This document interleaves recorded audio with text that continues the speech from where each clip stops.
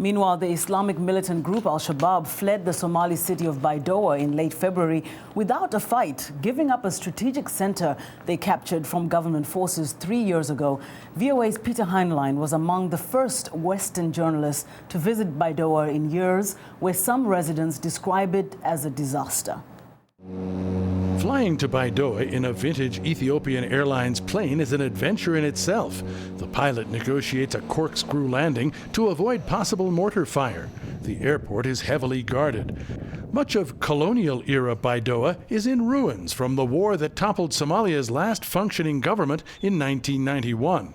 The bullet-scarred shell of Baidoa's colonial-era palace is a short drive from the airport. Graffiti-covered walls and an al-Shabaab flag testify to the extremists' recent presence and links with al-Qaeda. Now, this once splendid mansion is Ethiopia's command post. General Johannes Voldegiorgis says the compound was captured without a shot. There was no resistance. They were displaced and ran away from the bases.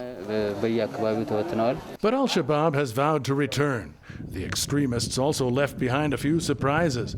Captain Mahmoud Isaac displays crude bombs and remote detonators found by advancing troops. This is something to shell mortars. They use this thing for mortars to shell. This is a shelling point.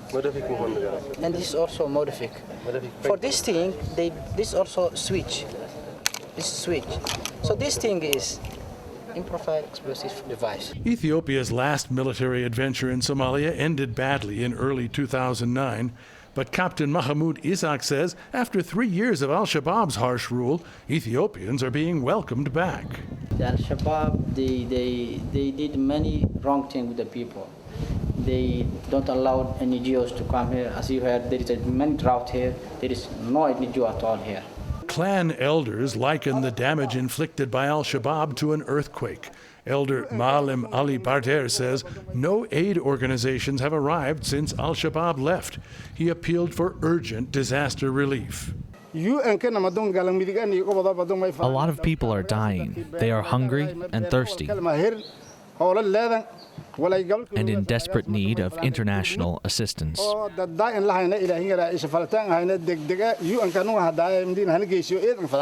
Regional Governor Abdi Fattah Mohammed Ibrahim says long-term military aid will also be needed to prevent a comeback by al-Qaeda-linked forces.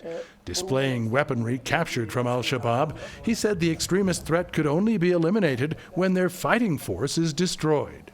So you know the character of al-Shabaab. They like to fight in, hit and run, so they think to be back. Now they are hiding here, under trees. Ethiopian officials remember the unpleasant end to their last stay in Somalia. They have promised to leave Baidoa as soon as conditions are stable. But al-Shabaab fighters have not been defeated. They've only melted into the countryside. Stability appears a long way off.